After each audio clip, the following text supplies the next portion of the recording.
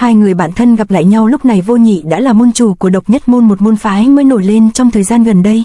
Còn Hoài Không thì vẫn vậy, anh ta vẫn độc bộ độc hành đầy thần bí. Vô Nhị muốn đền ơn người đã cứu giúp mình nên Hoài Không đã đưa ra một yêu cầu, vậy thì huynh hãy giúp ta tìm một người đó có tên là Bộ Kinh Vân. Bộ Kinh Vân ư? Nhưng ông ta đã chết rồi mà. Đó chỉ là lời đồn nên chúng ta phải kiểm tra xem nó có đúng hay không. Được, tôi nhận lời giúp huynh. Một người vừa gặp như Hoài Không mà Vô Nhị tìm lòi mắt mấy năm không ra, vậy thì một người đã chết mười mấy năm như Bộ Kinh Vân thì anh ta căn cứ vào đâu để tìm, hay cũng chỉ là đại bôi hứa lèo. Nhưng tôi còn có một việc quan trọng hơn, huynh cứ nói ra đi, tôi nhất định sẽ giúp. Cả nhà phú hộ trước kia từng cứu mạng và cưu mang huynh đã bị chết oan, bọn chúng chỉ xem tôi là chó nên chết là phải, ai cản ta xỉ vả làm nhục ta thì đều phải chết.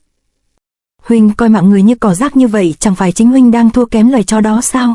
Sao huynh lại chửi tôi? Lâu ngày trùng phùng gặp lại bằng hữu, nhưng thay vì sự niềm nở lúc này Hoài Không lại chọc nã Vô Nhị khiến anh ta tức giận hụt hẫng. Vô Nhị, hãy bỏ kiếm xuống đi. Vô Nhị, ta sao mà phải bỏ kiếm xuống chứ?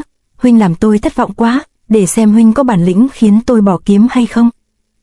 Tôi đã đoán trước là sẽ có kết cục này. Hoài Không, ta biết ngươi thực lực không đơn giản, nhưng ta muốn làm kẻ mạnh thì phải thử sức với kẻ mạnh. Hoài Không không tỏ ra bất ngờ về thái độ của Vô Nhị, vì suy cho cùng bản chất của con người khi đã đứng trên được người khác thì sẽ tham lang. Cơ hội này ta đã đợi từ lâu, hãy đấu đi. Nghe những lời của Hoài Không lúc này Vô Nhị đã không còn lọt lỗ tai nên rút kiếm cẩu lao vào. Trận chiến 1 năm trước đó sư phụ ta đã bại, chỉ trong 10 chiêu kiếm của ta đã bị phá tan tành. Đang miên man chìm đắm trong hồi ức thì Vô Nhị đột nhiên im bặt vì có một bóng người đã xuất hiện trong làn mưa. Hảo bằng hữu, người cuối cùng đã tới rồi. Nhận ra người mình chờ đợi đã đến, Vô Nhị phá nát liều gỗ xông ra ngay. Một cái nhảy Vô Nhị đã lao thẳng vào bóng của người đến. Đứng xa ra đi tiểu huynh đệ, khinh công nhanh thật. Chỉ với một cái lắc người Hoài Không đã đây, cậu bé xem kiếm ra xa, tu vị của anh ta quả là chắc tuyệt. Tầm động vũ khí trên lưng của Hoài Không cũng động, nó phát ra dị khí hết sức kỳ lạ. Vồ hụt con mồi, Vô Nhị lập tức quay lại. Hoài Không, ta đợi huynh đã quá lâu rồi. Ắt hẳn là huynh đã có sự chuẩn bị rất kỹ cho hôm nay. Đương nhiên ta phải rửa cho bằng sạch sẽ mối nhục này. Huynh tựa như đã ngộ ra được cách khắc chế tô rồi. Hoài Không tỏ ra tôn trọng đối thủ, anh ta kéo mũ xuống để quan sát, nhưng vũ khí của anh ta lại chỉ là một cành trúc bình thường. Trận chiến 1 năm trước kiếm của ta bá đạo có thừa, nhưng đáng tiếc không đủ linh hoạt nên trong 10 chiêu đã bị ngươi khắc chế. Khoen kiếm trang trí trên cường đạo cẩu kiếm không những làm tăng trọng lượng mà còn là điểm yếu chí mạng của kiếm này. Nhưng hôm nay khoen kiếm sẽ không còn nữa. Vừa lý giải, Vô Nhị vừa dùng tay hủy đi khoen kiếm. 1 năm nay ta đã ngộ ra được 2 thức kiếm mới còn mạnh linh diệu hơn cường bạo chi kiếm trước đây. Khoen kiếm vừa rớt xuống, Vô Nhị đã như hổ đói lâu ngày lao vào Hoài Không. Người hãy xem kiếm mới của ta đây. Hủy đi khoen kiếm để kiếm nhẹ hơn ư? Huynh đã lầm rồi, chỉ là bởi vì còn có thứ nhẹ hơn nữa đấy. Vừa nói Hoài Không vừa tổ kình bóp nát thanh trúc trong tay của mình. Anh ta đã dùng những mảnh trúc nhỏ thay kiếm, chúng như muôn kiếm phóng tới tấn công Vô Nhị. Người đã xem thường ta quá rồi. Múa kiếm một vòng trên không, Vô Nhị đã hóa giải được thế đến của những mảnh trúc. Cẩn thận mà tiếp chiêu đi. Phá được thế công của Hoài Không, Vô Nhị thuận theo thế tới tiếp tục áp sát, nhưng bộ pháp của Hoài Không đã đồng. Khoảnh khắc này Vô Nhị như lạc vào hư không. Cậu bé đứng xem và Vô Nhị hết sức bàng hoàng. Anh ta đang né tránh nhưng ngay lúc ấy tấn công vào kẽ hở của cường địch, chỉ một động tác mà như dịch chuyển được cả càn khôn. Lúc này trên tay của Hoài Không chỉ còn là một thanh trúc nhỏ xíu. Anh ta dùng thanh trúc này hóa giải kinh lực của kiếm cầu rồi mượn lực đàn hồi búng thanh trúc. Một cọng trúc thôi mà có thể uyển chuyển đến như vậy sao? Mắt của cậu bé xem trực mở to không chớp, thán phục vô cùng. Quả thật vô cùng ngụy dị và bá đạo. Thanh trúc bật nhanh vỗ vào thân kiếm khiến Vô Nhị cả người rung lên. Kinh hãi thất sắc, Vô Nhị buộc phải thu kiếm thủ tấn để đứng vững, không thể tiến thêm. Vô Nhị, kiếm pháp của huynh quả là đã tiến bộ vượt trội hơn trước. Độc nhất môn chủ tuy dùng kiếm kình đập vỡ được thanh trúc, nhưng kiếm của ông ta đã suýt bị vụt khỏi tay. Chiêu vừa rồi thì hai người có thể xem là ngang ngửa. Phá hay lắm, người hãy ngoan ngoãn chịu thua môn chủ của ta đi thì còn giữ được danh vọng. Xem hai người thi thố, cậu bé thì đứng yên bất động, còn nô bộc của Vô Nhị thì hết lời cổ vũ. Nhưng những lời cuồng ngôn này không làm cho Vô Nhị vừa lòng. Là Thanh Mộc và Phi Diệp đường chủ, những người khác đâu hết rồi, thấy có viện binh tên nô bộc hết sức vui mừng, nhưng cũng không có được lâu. Bọn họ đã trúng ngưng vô không gian, bị vô hiệu hóa, không còn cử động được nữa rồi. Hoài Không, ta nhận thấy hộp sắt trên lưng của ngươi phát ra một sức mạnh không hề tầm thường. Bên trong chắc là một tuyệt thế thần binh, ngươi hãy mau lấy ra để quyết cao thấp với ta đi. Với thực lực của huynh hiện giờ thì chưa đủ để tôi phải mở nó ra. Huynh muốn tôi mở nó ra thì huynh phải thắng được Phá Không nguyên thủ trước đã. Hoài Không lúc này rút từ trong áo ra một dải lụa ngắn, ngươi cuối cùng đã chịu sử ra công phu thực sự của mình rồi. Vô Nhị huynh đừng quá khinh suất, phá không nguyên thủ của tôi chia ra làm phá nguyên thủ và không nguyên thủ, uy lực mà nó kích phát ra có thể nằm ngoài dự liệu hạn hẹp của huynh đó. Được, ngươi dùng công phu thực sự như vậy là đã xem ta như đối thủ thực sự, cuộc chiến này như thế mới có ý nghĩa. Hoài Không tiếp tục tiếp chiêu của ta đi. Ánh kiếm sáng lóa chĩa tới, đó là cường trung tự hữu cường đạo của Vô Nhị, kiếm khí ảo ảo lao tới giải lụa trên tay của Hoài Không đã động. Chiêu này của môn chủ thật lợi hại, nhưng đối thủ bên kia cũng không yếu. Quả đúng như nhận định của Thanh Mộc Đường chủ, Hoài Không đã dùng giải lụa dĩ nhu chế cương hóa giải kiếm thế, cường trung tự hữu cường đạo sau chiêu này ắt có chiêu khác. Quả nhiên đúng như nhận định của Hoài Không, kiếm trung hữu kiếm này hung mãnh, có thừa và có thêm cả hậu trước, nhưng phá không nguyên thủ trong tay của Hoài Không đã lập tức đối đầu trực diện không chút nao núng. Y có thể hóa kiếm kình thành hư không sao? Nhìn lại Vô Nhị không khỏi kinh ngạc khi thấy Hoài Không tay không đã chặn được mũi kiếm của mình, thật lợi hại quá, chẳng có nhẽ giải băng trong tay của Y giúp cho Y có thể tăng cường công lực sao? Chưa hết, Hoài Không lại thổ kình vào lòng bàn tay khiến lưỡi kiếm của Vô Nhị bị uốn cong vòng, muốn ta bị vụt kiếm ư? Đừng có hòng. Vô Nhị dậm mạnh chân xuống đất để không bị trượt đi, nhưng không nguyên thủ năm thành công lực đã được Hoài Không áp mạnh hơn. Vậy thì hai ta tỉ thí công lực xem ngươi có thể buộc ta buông kiếm hay không nha. Vô Nhị lúc này như bò húc tường, nhưng Hoài Không đã biến chiêu, hai tay anh ta một đè một đỡ vào lưới kiếm. Đứng bên ngoài cậu bé đã nhận ra kết cục của trận tỉ thí này, Vô Nhị đã bại rồi. Quả thật một cái búng tay ở đầu mũi kiếm đã truyền xung chấn quán tuyệt, làm 5 đầu ngón tay của Vô Nhị không thể chịu đựng, lập tức vuột kiếm. Nhưng không chỉ có vậy, lực đàn hồi của lưỡi kiếm còn hất bổng ông ta văng bắn ra sau như một con thú nhún. Vững như bàn thạch, Hoài Không nhẹ nhàng đã ngự kiếm cầu ngay ở trên không. Kiếm này đã vô dụng rồi thì ta chôn nó đi vậy. Nghĩ đoạn, Hoài Không vỗ nhẹ thanh kiếm đã cắm lút sâu xuống dưới lòng đất. Lúc này Vô Nhị thân hình bị hất văng vào bức tượng bộ kinh vân. Anh ta chợt phát hiện ra điều này, liền gồng người tổ kình kìm hãm thế văng rồi đáp xuống đất. Nhưng động tác này sẽ làm người sử dụng nó bị nội thương. Một cánh tay đặt lên vai Vô Nhị. Sao huynh lại né tượng phong vân để mình bị thương như vậy? Ta kính trọng họ, bọn họ không phải là chó. Tốt lắm. Huynh làm gì vậy? Đừng nói nhiều nữa, hãy tĩnh tâm nạp lấy chân khí đi. Thì ra chỉ với một câu nói này, Vô Nhị đã làm cho Hoài Không thấy anh ta chưa mất đi ngạo cốt của người luyện võ, nên đã truyền công trị thương cho anh ta. Trong lúc Hoài Không toàn tâm trị thương cho Vô Nhị, các hào môn hạ của ông ta đã có hành động. Thanh Mộc Đường chủ hắn ta đang trị thương cho môn chủ kìa. Chỉ cần hắn ta chết thì sau này môn chủ có thể rút kiếm tiếp tục giết người rồi. Lúc này giết hắn là tốt nhất, cho dù chúng ta có làm vậy thì môn chủ cũng chỉ trách vài câu là cùng. Lấy đại cục làm trọng, chúng ta giết hắn đi rồi hẵng tính. Thanh Mộc không chủ trừ lâu lập tức phong ám khí về phía Hoài Không. Nhìn thấy hành động đánh lén người khác, cậu bé xem trực liền la lên bỉ ổi. Nhưng tu vị của Hoài Không đâu chỉ nông cạn có như vậy chứ. Một cái lộn người, anh ta đã hóa giải được pha tập kích bất ngờ này của Thanh Mộc Đường chủ. Khốn kiếp, nhà ngươi to gan lắm.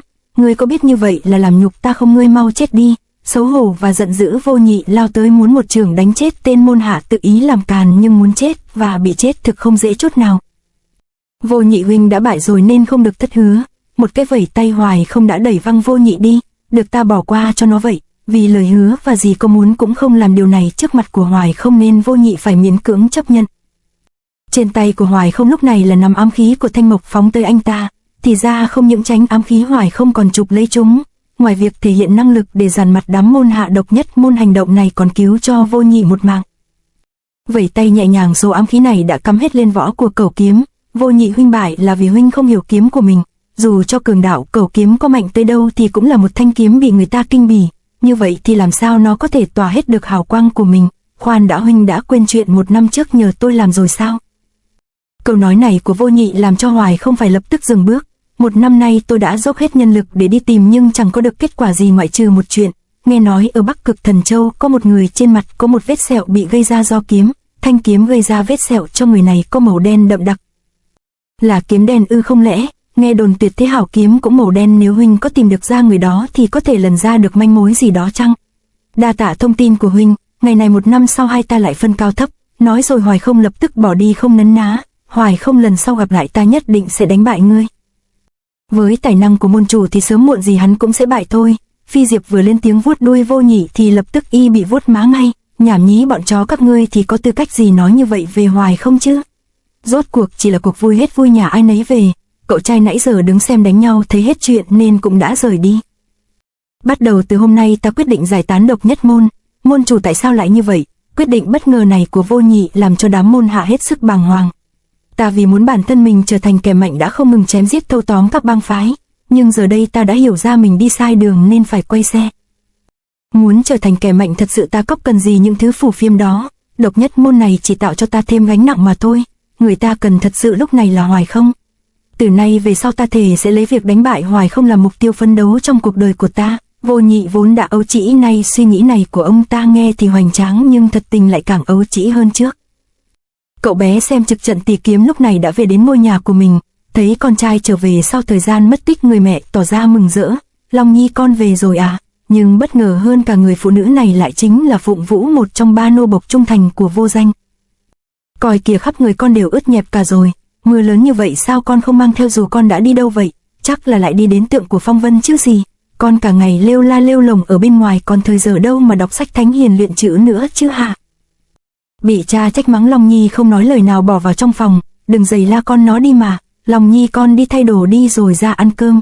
Cha của Long Nhi chính là Long Tụ, đệ nhất sư đồ của khoái y môn. Long huynh à, con nó đã lớn rồi, huynh đừng có xem nó là đứa con nít 3 tuổi nữa. Lớn chừng này rồi nó không thích bị cha mẹ la mắng nữa đâu. Hơn nữa cá tính của Long Nhi cũng khá đặc biệt, ta cứ hà khắc kiểu đó nó sẽ không nghe không phục đâu. Và lại con nó cũng rất ngoan, nó vẫn thường xuyên luyện chữ trong phòng mà. Long Nhi đi vào phòng không vội thay đồ, không vội ăn cơm, mà cậu ta lấy ra từ trong hộc bàn của mình một cuốn sách, thì ra đây là cuốn nhật ký của cậu ta. Cậu ta ngồi xuống bàn và bắt đầu ghi chép.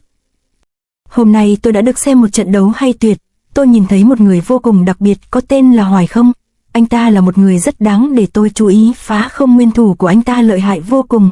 Nhưng tôi biết anh ta là người biết dùng kiếm thuật, không rõ anh ta là người thuộc môn phái nào, võ học mà anh ta luyện xem ra rất viên thâm. Còn nữa, hộp sắt trên vai anh ta có tên là Thiên Tội, tôi đã cảm nhận thấy bên trong đó chứa đựng một vật khiến người ta phải bất an, nhưng tại sao nó lại có tên là Thiên Tội? Vừa ghi chép gương mặt của cậu ta vừa thể hiện sự tập trung và lòng yêu mến võ học hiếm người nào có được. Ở một nơi hoang vu tuyết trắng phủ đầy có một trận chiến khiến tuyết bay tung tóe. Ngôi nhà gỗ này nhìn quen quen, hình như nó là ngôi nhà gỗ mà Đoạn Lãng ẩn thân luyện công lúc trước. Một người nhảy ngược về sau thoái lui dáng vẻ khá quen. À thì ra đó là Hoài Không à? Vừa nhảy ra sau kình chiêu lại tới đó là một đống nắm tay, hảo quyền pháp, nhưng đáng tiếc vẫn không đánh ngã được ta đâu.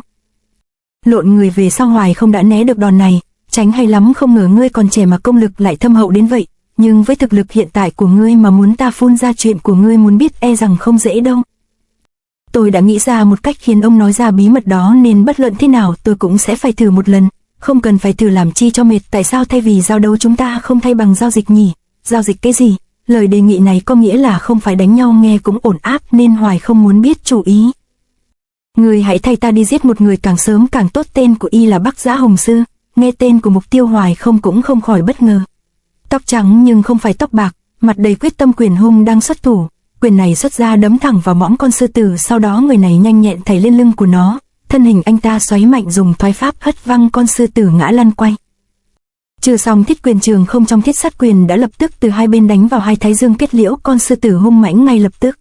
Lợi hại quá, thiếu bảo chủ chỉ tập thiết sát quyền có 3 năm, nhưng thức này do anh ta sử ra còn có chỗ lợi hại hơn cả lão bảo chủ. Hai người đang đứng quan sát người thanh niên tập luyện này là Kim sư Sư Vương Bảo Tả Sư và Ngân sư Sư Vương Bảo Hiếu Sư. Người vừa thể hiện oai phong trước vua của muôn loài anh ta có tên là Thiết Sư Nam, là con trai của Bắc Giã Hồng Sư Bảo chủ Sư Vương Bảo, oai chấn cả vùng đất phương Bắc rộng lớn. Có một ánh mắt sắc lạnh như dao đang nhìn chằm chằm vào anh ta, khí mãnh liệt, quá là cao thủ sao?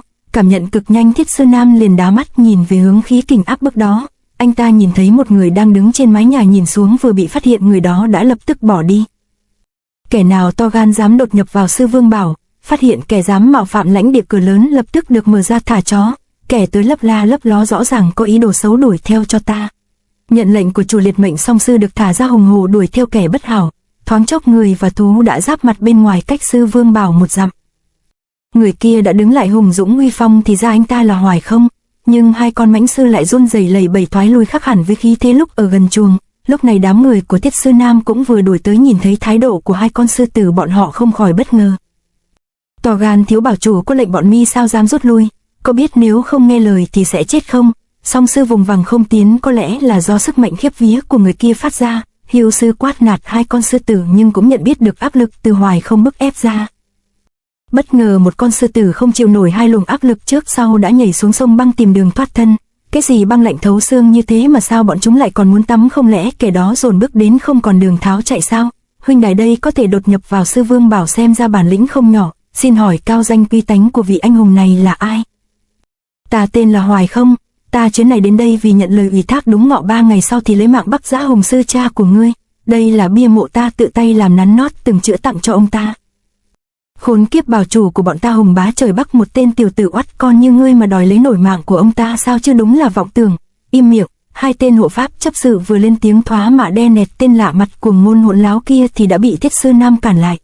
Các ngươi hãy mau chuẩn bị hậu sự đi, nói rồi Hoài Không để bia mộ lại rồi bỏ đi.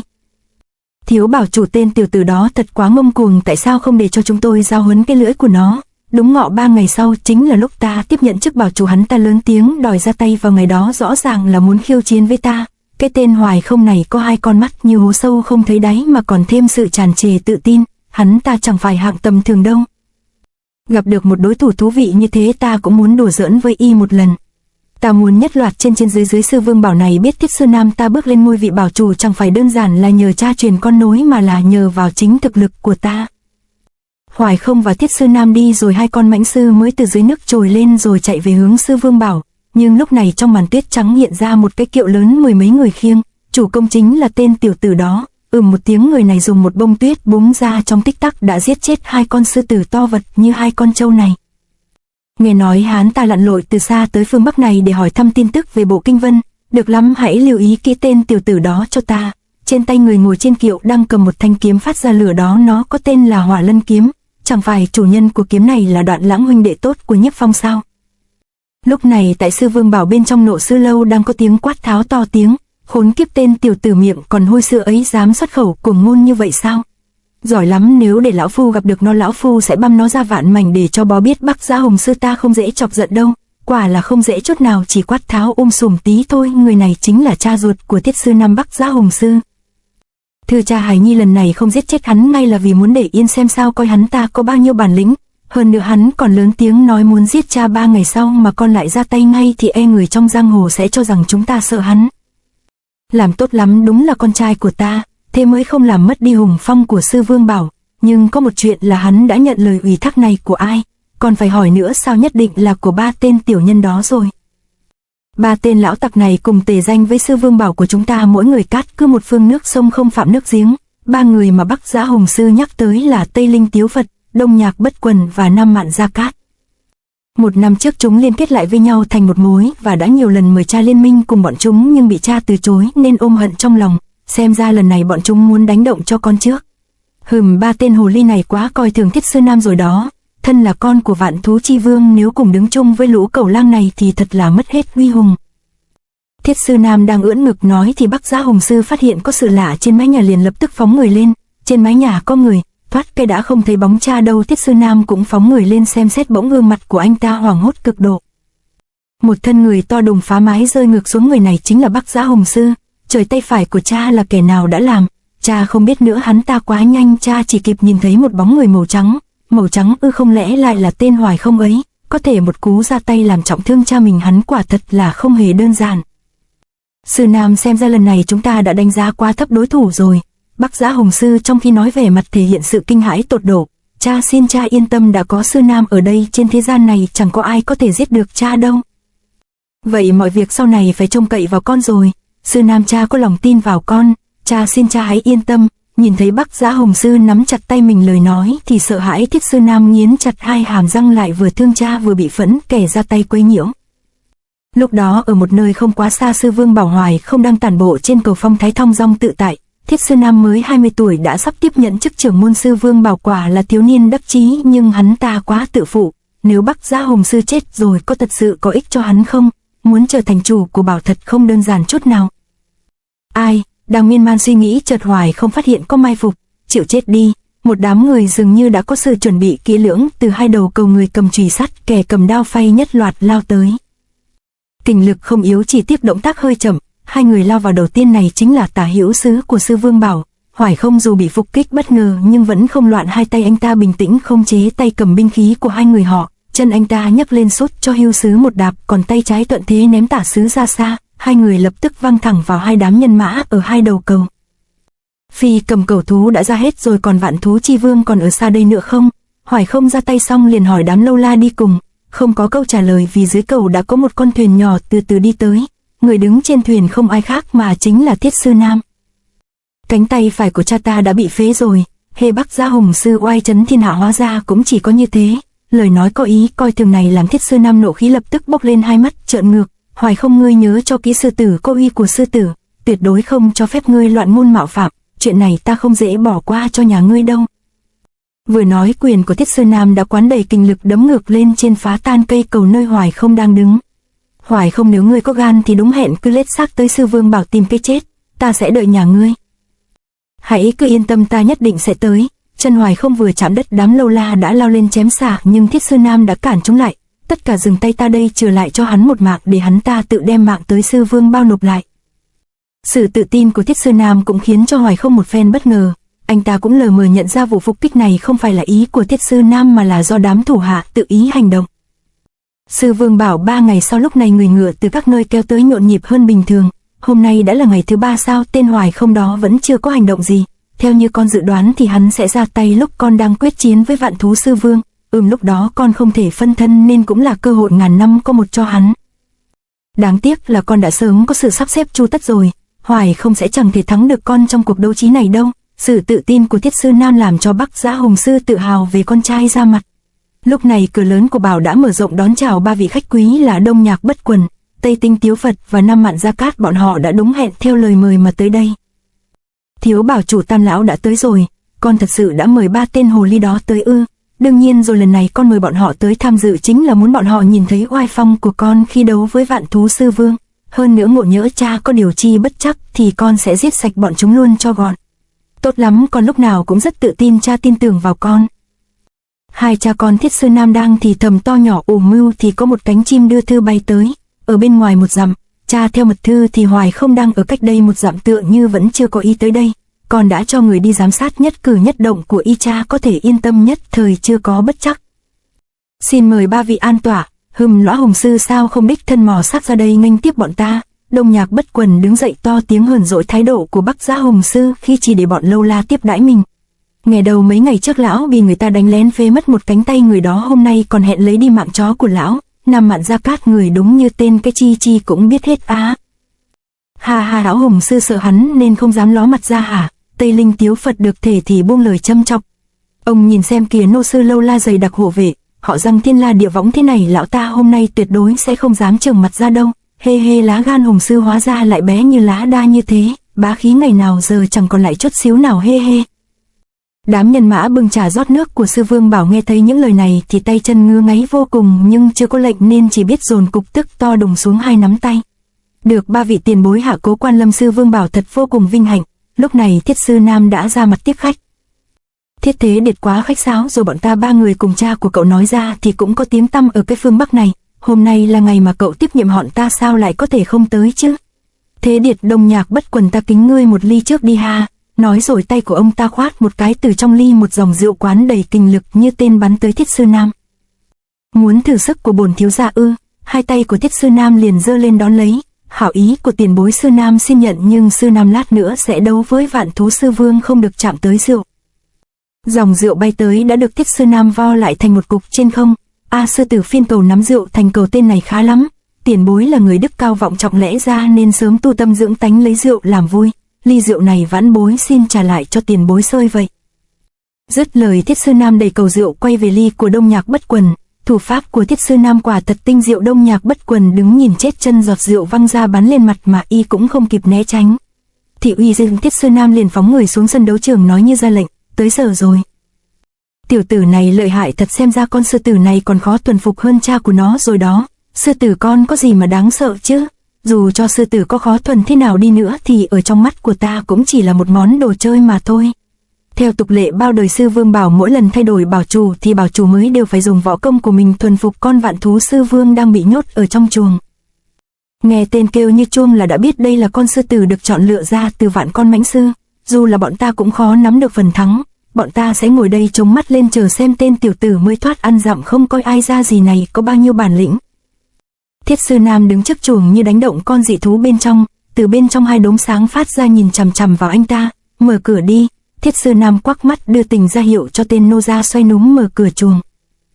Nhưng khỏi mở chi cho mất công, vì con dị thú sức mạnh như cuồng đã tự phá chuồng lao ra. Một cú chồm mạnh Vạn Thú Sư Vương đã tông nát cánh cửa hướng thẳng Thiết Sư Nam, móng vuốt như móc sắt, răng nanh như chùy thủ, thân hình như một quả núi lao tới sẵn sàng đánh chén. Lúc này ở bên ngoài Sư Vương Bảo một dặm trong một quán trà, khách quan trà của khách quan đây, có một số ánh mắt nhìn vào anh ta do là người lạ hay vì cái gì. Bỗng có một người coi tướng số dạo tiến lại gần Hoài Không. Vị bằng hữu trẻ tuổi nghe nói cậu có tên gọi là Hoài Không, theo huyền cơ ta đếm ngón tay thì biết được cậu đang đi tìm một người nào đó. Cậu có muốn ta đưa đi gặp người đó không?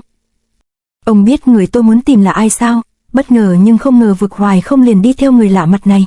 Đi được một lúc đến một ngôi nhà lớn, người coi bói liền nói bộ kinh vân mà cậu muốn tìm đang ở trong này. Nhẹ dạ đến không ngờ Hoài Không liền đẩy cửa bước vào bên trong sân. Tiến vào đến gian phòng đầu tiên, trên ô cửa hiện lên một bóng người bên trong đó.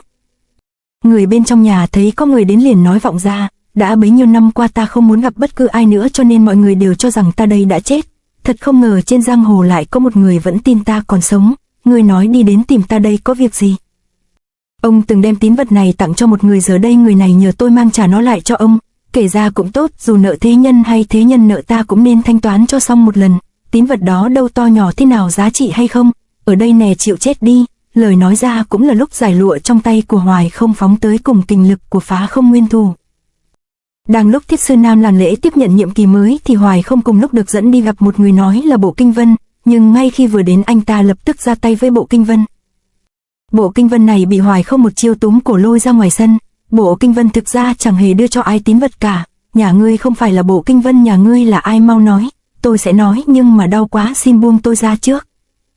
Được vậy, mau nói ra. Không được nói. Ngay khi người này định phun ra lai lịch thì một miếng băng như viên đạn xuyên sọ đoạt mạng, khiến y không kịp la luôn. Dùng băng làm ám khí ư? Miếng băng sau đó bắn vào hộp sắt sau lưng của Hoài Không, chấn lực ghê hồn, khiến cả người của Hoài Không rung lên như trống. Muốn giết người diệt khẩu sao? Cái mình muốn nghe chưa nghe được, nên Hoài Không lập tức đuổi theo tên thủ ác, hướng theo đường bay của miếng băng. Hoài Không đứng trước một bức tường, cả vách tường cũng bị miếng băng nhỏ xíu đó xuyên qua. Người này công lực thật thâm hậu. Biết kẻ đến không tầm thường, Hoài Không liền dùng Phá Không Nguyên Thủ đánh vào bức tường lấy đường truy đuổi, nhưng vừa ló đầu ra đã có hai miếng băng nhắm thẳng mắt anh ta, lao đến cùng lời chào hỏi thân thiện. Phá tường mà vẫn giữ được nguyên trạng, công lực sử ra không nóng không lạnh, tiểu huynh đệ công phu của ngươi tuyệt diệu lắm. Tại sao ông dùng người giả dạng Bộ Kinh Vân để lừa gạt ta? Rất đơn giản, vì ta muốn biết vì sao ngươi lại muốn tìm gặp Bộ Kinh Vân. Chỉ vì lý do đơn giản như vậy mà cả thuộc hạ của mình ngươi cũng ra tay thi mạng tàn độc vậy sao? Người đang nói cũng chính là người thần bí đã ngầm theo dõi Hoài Không và giết hai con sư tử của Sư Vương Bảo 3 ngày trước. Giết người đối với ta là công việc hết sức bình thường, không có gì đáng phải ngạc nhiên hay cần lý do gì. Nhưng ta đây lại càng lúc càng hứng thú với võ công của nhà ngươi. Ta muốn biết nó được xuất phát từ môn phái nào. Vừa nói, người này vừa vẩy tay cắt tỉa một nhánh cây từ xa bằng kim khí. Hành động này vừa là muốn thị uy, vừa là để dàn mặt làm mất tinh thần của Hoài Không. Hoài Không cũng đanh đá không, vừa hất tay đẩy văng cành cây đi xa. Nhiều chuyện đó đâu phải là việc của ông. Cú hất tay này tưởng vô lực nhưng phản lực lại lớn vô cùng, làm nền băng dưới chân của Hoài Không lập tức giãn nứt ra. Người lạ mặt lập tức triển thân đi, nháy mắt đã thấy bóng của ông ta đứng ở trên cầu. To gan lớn mề lắm, ta đây muốn biết mà ngươi dám không nói ư? Các môn phái dù là cựu hay tân ta cũng rõ như lòng bàn tay. Hộp sắt trên vai của ngươi nhất định là một thứ vũ khí rất lợi hại. Lời nói phát lên cũng đã thấy người này đứng sau lưng mình, khiến Hoài Không cũng phải giật mình. Để ta thử một lần cho biết là như nào. Vừa nói, hai tay ông ta ốp lại với nhau, lửa đỏ tà dị từ đó lập tức bốc ra. Thân pháp kỳ quái, võ công ngụy dị thật. Không chỉ có lửa ở trên tay người đó mà dưới chân của Hoài Không lúc này cũng xuất hiện một vệt lửa dài, khiến anh ta phải lôi người ra né. Tiểu tử, hãy mau dốc sức mà tiếp huyết hỏa tà canh của ta, nếu không đỡ được nhà ngươi chỉ có một con đường chết. Nói chưa hết câu là đã đánh ngay người, đâu vội giữ. Huyết hỏa tà canh ư? Kẻ này có công phu quái lạ dị thường, ta cứ dùng Không Nguyên Thủ chế bức tà công của hắn, xem hắn ta có bao nhiêu thực lực rồi tính tiếp vậy. Nghĩ rồi Hoài Không tung Không Nguyên Thủ ra đối quyết cùng huyết hỏa tà canh. Không Nguyên Thủ này như hố sâu không thấy đáy, nó là võ công của môn phái nào? Người lạ đeo mặt nạ lúc này cũng cảm thấy Không Nguyên Thủ không đơn giản, vì bản thân ông ta cũng đang bị bức lui. Bên này Hoài Không cũng không khá hơn, bị huyết hỏa tà canh đẩy lui không thể đứng vững. Trường kình này nóng quá, ta phải mau tách nhỏ nó ra. Cả hai người lúc này đều tán kình lực ra từ phía, kình lực bá đạo khiến cây cầu đá cũng phải đổ sập, tạo ra tiếng nổ đinh tai. tên tiểu tử này tiếp được trường của mình quả không phải hạng đơn giản. Người lạ mặt không tiếp tục giao đấu với Hoài Không mà chủ động trở lại kiệu của mình rút lui. Hoài Không lúc này vẫn còn bị dư kình của huyết hỏa tà canh nhấn sâu vào trong vách băng mãi mới dừng lại được. Khi anh ta phá tuyết nhìn ra thì kẻ vô cớ đánh người đã bỏ đi đâu từ lúc nào rồi. Huyết hỏa tà canh này quả là quá lợi hại, hỏa kình không những làm tan băng tuyết mà còn có thể thiêu rụi người ta. Hắn ta là cao thủ đầu tiên mà mình gặp khi ra trốn giang hồ. Hắn ta là thần thánh phương nào? Lần đầu gặp phải cường địch thực sự không phải hạng câu trùng như đám vô nhị. Hoài Không trên mặt bắt đầu xuất hiện vẻ hoang mang. Trở lại Sở Thú Sư Vương Bảo lúc này, Thiết Sư Nam vì muốn nhậm chức được truyền lại từ cha thuận lợi, anh ta đang một mình khai trận kịch chiến với trùm của Mông Thú Vạn Thú Sư Vương bên trong đấu trường. Con dã thú lao vào vồ Thiết Sư Nam nhưng anh ta phong thái ung dung chắp tay sau đít nhẹ nhàng tránh được, vồ hụt con mồi. Vạn Thú Sư Vương điên tiết lồng lộn tấn công quyết liệt hơn. Lần này Thiết Sư Nam đạp tường phóng lên lộn người tránh né rồi vòng ra sau tiếp tục trêu chọc con dã thú. Nóng mắt tắt nụ cười, con dã thú trồm lại chân vồ miệng ngoạm nhưng vẫn hụt, còn Thiết Sư Nam vẫn ung dung như còn chờ đợi điều gì nên chưa phản kích. Hê hê, Vạn Thú Sư Vương càng đấu có vẻ như càng hăng máu. Tên oắt con Thiết Sư Nam này cực kỳ tự phụ, hắn ta cố ý khiêu khích Thú Sư Vương. Hành động này thật quá tự đại, cưng đừng có coi thường hắn, cho thấy hai tay của hắn từ đầu đến giờ chỉ chắp sau lưng không. Đồng Nhạc Bất Quần đang khinh khi Thiết Sư Nam thì Tây Linh Tiếu Phật già đầu hơn đã lên tiếng cảnh giác ông ta. Các vị nhìn xem, Vạn Thú Sư Vương phát nộ đến cực điểm rồi kìa. Quả thật lúc này hai mắt và miệng của con dã thú đỏ ngầu như máu, mặt mày xám xịt, sát khí cuồng thăng. Tới lúc ra tay rồi, giày vò con thú nãy giờ Thiết Sư Nam nhìn vào thái độ của nó cũng đã đoán ra thời điểm ra oai đã tới. Hai chân của Thiết Sư Nam dạng rộng ra thủ tấn chấn lực ngàn cân khiến mặt nền dưới chân vỡ nát. Thiếu bảo chủ đã động thủ rồi. Thiết sát quyền trong tay Thiếu bảo chủ còn lợi hại hơn nữa cơ. Quả thật bên dưới Thiết Sư Nam đang quán lực và quyền khí thế vô song. Tới đây đi Vạn Thú Sư Vương. Cánh tay của Thiết Sư Nam đột ngột giơ lên cao nhưng không phải là dùng để đấm con dị thú mà là để cho nó mặc sức toàn lực ngoạm vào. Sự liều mạng này khiến cho những người đang theo dõi phải muôn phần chấn kinh. Chết rồi, tay của Thiếu bảo chủ đã bị đớp rồi. Đã từng nhiều ngày giám hộ Thiết Sư Nam luyện tập nên chỉ duy có Hữu Sứ là khuôn mặt vẫn rất tự tin tưởng. Yên con nhà bà Tâm vlog đi, thiết sát quyền kình của Thiếu bảo chủ đâu chỉ đơn giản như vậy được. Thiếu bảo nhà ta đang cố ý phô diễn sức mạnh của ông ấy đấy. Lời của Hữu Sứ quả thật không sai, sự phô tự tin của Thiết Sư Nam quả không phải phô trương mà là thực lực. Thiết Sư Nam vòng tay một cái, vua của Mông Thú thân thể cũng cả ngàn cân lập tức bị xoay vòng như dế. Thiết Sư Nam lần nữa hất mạnh cánh tay, con sư tử bị văng bắn đi xa đến mấy trượng. Chứng kiến bản lĩnh của Thiếu bảo chủ, đám lâu la lúc này mặt mày ai cũng sáng rỡ. Ô, Thiếu bảo chủ phát lực ngàn cân quả là lợi hại. Từ trên cao chứng kiến con mình oai mãnh vô song, Bắc Giá Hùng Sư cũng phải thốt lên tự hào khen ngợi, hảo tiểu tử. Nhưng thiết sát quyền thực sự còn ở màn sau. Ha ha, Vạn Thú Sư Vương hôm nay mi mới thật giống với Sư Vương chân chính. Tại sao máu huyết của ta lại sôi lên như vậy? Thì ra máu của Vạn Thú Sư Vương sôi lên vì hung nộ, thì máu của Thiết Sư Nam cũng sôi lên báo hiệu một cú táp hung mạnh nhất mà vua của Mông Thú đã áp sát cận kề. Sư Vương, ngươi hãy xem thiết huyết cuồng sát đạo bá đạo nhất trong thiết sát quyền. Người thú cùng lao vào nhau, ba lão quỷ từ trên cao đứng xem cũng phải chấn kinh hồn phách. Thiết Sư Nam vừa rồi ra quyền hơi chậm nên cả người của y đã bị sư tử nuốt rồi. Bên trong một hang động cách không xa, Sư Vương Bảo Hoài Không lúc này đang ngồi một mình điều khí ở đây. Nhân vật thần bí lúc nãy nội lực của y hùng hậu bá đạo thật chưa từng thấy bao giờ. Sao huynh lại cứ bám giết theo tôi? Người bám theo này dường như Hoài Không đã biết là ai nên anh ta không mấy đề phòng. Trong cơ thể của huynh còn dư kình chưa trục ra hết, nếu không nhanh chóng trục nó ra thì lục phủ ngũ tạng là sẽ bị hỏa kình thiêu đốt.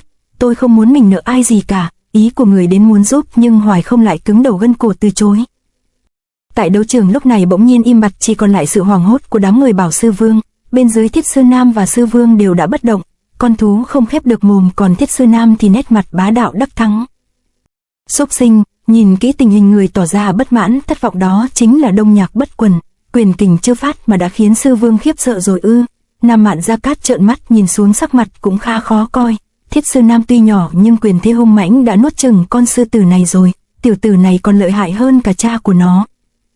Lời nói của Tây Linh Tiếu Phật và thái độ của hai lão quỷ đã như thừa nhận chỗ đứng của Thiết Sư Nam là hoàn toàn xứng đáng. Năm xưa lão bảo chủ phải dùng tới 3 quyền mới hạ được Sư Vương này, thiếu gia còn không cần dùng tới 1 quyền đã thắng. Đám lâu la nhìn thấy Tân Vương cường mãnh vô song thì reo hò vui sướng. Chỉ có Hữu Sứ lúc này là vẫn để ý tới toàn cục. Nghi thức đã xong mà tên Hoài Không vẫn chưa hành động gì, chắc hắn ta chỉ là múa đao vào gió thôi. Hãy chúc mừng Tân bảo chủ đi. đám lâu la chạy tới vây lấy đấu trưởng khua chiêng múa trống reo hò dần trời. Chúc mừng bảo chủ chính thức trở thành tân bảo chủ đời thứ 3 của Sư Vương Bảo. Người thò đầu ra từ trên chỗ ngồi của Bắc Giá Hùng Sư lại không phải là Bắc Giá Hùng Sư. Sao, Bắc Giá Hùng Sư lại là do tả sứ Kim Sư giả dạng người thật đâu rồi? Hay cho tên Thiết Sư Nam hành sự cẩn mật, chúng ta đã bị mắc lừa cha con chúng nó rồi. Mọi người đã quá vui mừng mà mất cảnh giác rồi. Thiếu bảo chủ định đi đâu? Thiết Sư Nam phát giác có chuyện không bình thường liền quay người bỏ đi, không ở lại dưới võ trường ăn mừng cùng đám nhân mã trong bảo. Thật kỳ lạ, sao ta không cảm thấy có chút vui vẻ hưng phấn nào? Không lẽ cha ta đã xảy ra chuyện rồi sao? Nhớ tới những lời đe dọa của Hoài Không chỉ cách đây vài canh giờ, anh ta không xem nó ra gì, nhưng giờ đây sống lưng của Thiết Sư Nam lạnh toát. Của đám canh gác mật thất đều bị đánh mất, có chuyện không hay rồi. Thiết Sư Nam lao tới dùng tay phá nát cánh cửa, lớn tiếng tìm gọi cha mình. Hoài Không huynh không muốn nợ ai thì tôi cũng không muốn nợ ơn cứu mạng của huynh. Thì ra từ khi chia tay sau trận quyết đấu, Vô Nhị giải tán độc nhất môn rồi bám theo Hoài Không như đỉa đói. Tôi có thể giúp huynh bức hỏa kình trong cơ thể ra ngoài. Vô Nhị dừng tay lại, đừng nói nhiều, tất cả hãy giao cho tôi. Vô Nhị cãi lại đôm đốc không nghe lời can gián của Hoài Không, lập tức để tay lên lưng của Hoài Không truyền công trục độc. Sao lại như vậy, công lực của ta sao cứ tuôn ra ảo ạt thế này? Tên Vô Nhị ngốc nghếch cứng đầu này, y cứ làm vậy thì cả mình lẫn hắn đều bị thương tổn, cả hắn ta cũng sẽ bị liên lụy theo. Không được. Vô Nhị vừa đặt tay lên người Hoài Không thì cảm thấy như nội công trong người mình tuôn ra như suối trào, bị Hoài Công hút như hút trà sữa, ngụy dị vô cùng. Anh ta đã luyện môn công phu gì mà lại có khả năng hấp nạp nguyên khí của người khác như vậy? Phá cửa xông vào đập thẳng vào mắt của Thiết Sư Nam, đó là hình ảnh Bắc Giá Hùng Sư đang nằm trên vũng máu. Cha là ai đã làm? Là Hoài Không. Hoài Không ư? Thật sự là hắn làm sao? Không thể nào, hắn làm sao có thể vượt qua hàng phòng vệ? Làm sao hắn ta biết cha ở đây được? Sư Nam Sư Vương bảo sau này phải trông cậy vào con rồi, con nhất định phải báo thù. Bắc Giá Hùng Sư nói xong thì tắt thở, khiến Thiết Sư Nam tinh thần kích động vô cùng. Lúc này hai tên canh cửa đã hồi tỉnh lại. Ủa, sao mật thất lại bị mở cửa? Hai người chạy vào thì thấy cảnh tượng hãi hùng trước mắt. Lũ vô dụng. Thiết Sư Nam lúc này đau khổ giận dữ vô cùng, hai quyền của anh ta trút hết mọi phẫn uất lên hai tên canh cửa. Quyền của Thiết Sư Nam đoạn thạch phân kim thì hai tên lâu la này làm sao có thể chịu được, liền mất mạng ngay tại chỗ. Đám tả sứ nghe ồn ào chạy đến, chỉ còn thấy máu me be bét khắp mật thất. Lão bảo chủ chết rồi, đừng để cho ba lão quỷ kia chạy thoát. Thiếu bảo chủ, ba lão đó đã vội bỏ đi nãy giờ rồi. Quả nhiên là ba lão hồ ly đó đã liên thủ với Hoài Không. Tất cả cầm binh khí theo ta, mau, ta sẽ băm vằm tên tiểu tử Hoài Không đó ra thành vạn mảnh. Thiết Sư Nam trong cơn nóng giận không cần suy xét phải trái đúng sai, lập tức gom binh truy bắt Hoài Không. Vô Nhị, hảo ý của huynh tôi không thể nhận được. Hoài Không thổ kình hất Vô Nhị ra xa. Vì Vô Nhị không biết công phu của Hoài Không ra sao nên hành động này của anh ta không những không giúp gì được mà còn làm nội thương của Hoài Không nặng thêm. Hoài Không lúc này thở dốc, miệng thổ ra một họng máu đen xì. Hoài Không, sao huynh lại đẩy tôi ra? Đừng có nói nhiều nữa. Xin lỗi, tôi muốn giúp huynh, không ngờ lại làm liên lụy khiến thương thế của huynh nặng hơn. Vô Nhị đừng có suy nghĩ như đàn bà nữa. Nói rồi Hoài Không đứng dậy khoác thiên tội lên vai bước đi. Huynh định đi đâu vậy? Tôi còn nhiều việc phải làm. Nghe nói huynh định giết Bắc Giá Hùng Sư, nhưng giờ thời hạn đã qua lâu rồi, hơn nữa huynh đang bị trọng thương, hãy nghe tôi ở lại đây để dưỡng thương đi. Bắc Giá Hùng Sư chết rồi, ta chỉ là đi đợi một người. Đợi ai? Đợi con của hắn ta tới đây để báo thù. Vô Nhị đi theo Hoài Không mấy hôm nay nên khi nghe Hoài Không nói vậy thì không khỏi bất ngờ, vì rõ ràng cái chết của Bắc Giá Hùng Sư không hề có liên quan đến Hoài Không. Vừa bước ra khỏi động, Hoài Không đã nghe thấy có tiếng hét chói tai của loài hung thú. Hoài Không, ngươi đừng hòng chạy, thì ra là Thiết Sư Nam đã tới rồi. Vừa thấy bóng của Hoài Không, thiết huyết vô song trong thiết sát quyền đã được Thiết Sư Nam hai tay toàn lực đánh xuống đầu Hoài Không. Con sư tử ba bay lòng đầy thù hận khiến sức mạnh bạo tăng đột biến đến không ngờ. Đối diện kình chiêu bá đạo không nguyên thủ liền được Hoài Không sử ra hộ thân. Song quyền đầu tiên bị chặn, Thiết Sư Nam xoay người, Thiết Hoành Sát tiếp tục được đánh ra, nhưng Thiết Sư Nam không những không công phá được phá không nguyên thủ mà còn bị trúng chiêu văng ra. Ra tay nhanh quá, nhưng hắn vẫn phải chịu kình quyền của mình. Hoài Không sau khi đỡ hai quyền của Thiết Sư Nam thì đứng yên không động, miệng thổ máu tươi. Khi nãy đỡ một quyền bá đạo của y làm lục phủ ngũ tạng mình như bị thiêu đốt. Hoài Không, hôm nay bọn ta quyết phải giết ngươi cho bằng được. Tiếng hô hoán này là của binh mã Sư Vương Bảo do Tả Hiêu Sứ đã đuổi tới nơi. Xem ra phải đột phá vòng vây này. 4 con mãnh sư lao lên trước, phía sau là đám lâu la đông đảo. Hoài Không lúc này đã bị vây quanh tứ bề. Cậy đồng hiếp yếu có còn là hảo hán hay không? Vừa la hét vừa hành động, Vô Nhị lao vào đánh đấm 4 con sư tử ngay trước khi chúng vồ lấy Hoài Không. Mau cút đi cho ta. Kẻ nào dám can dự vào chuyện của Sư Vương Bảo bọn ta? Lão phu là Nam Phương đệ nhất môn môn chủ Vô Nhị chí tôn, chuyện các ngươi đang làm cả chó cũng không bằng, thì ra là môn chủ của độc nhất môn, có là hoàng đế cũng không giữ được mạng cho Hoài Không đâu, nhảm nhí, ta là bạn của Hoài Không. Hai bên to tiếng qua lại, lúc này Thiết Sư Nam mới lên tiếng.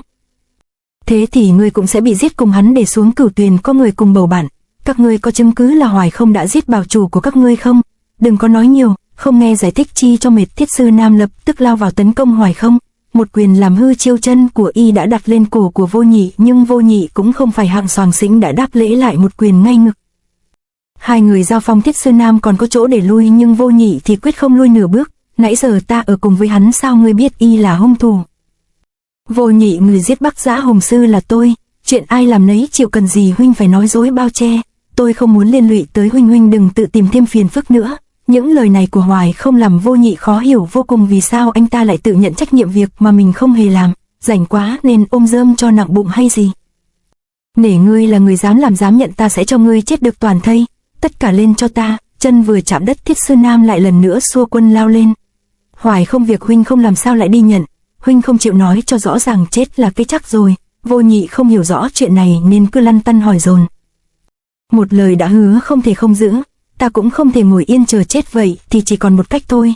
Thiên Tội, ngươi ra đây đi. Trở lại chuyện khi Hoài Không mới đặt chân đến phương Bắc để tìm tung tích người từng bị một thanh kiếm đen chém. Không cần thử nữa đâu, sao chúng ta không làm một cuộc giao dịch nhỉ? Vậy sẽ giao dịch cái gì? Ngươi thay ta giết chết một người càng sớm càng tốt.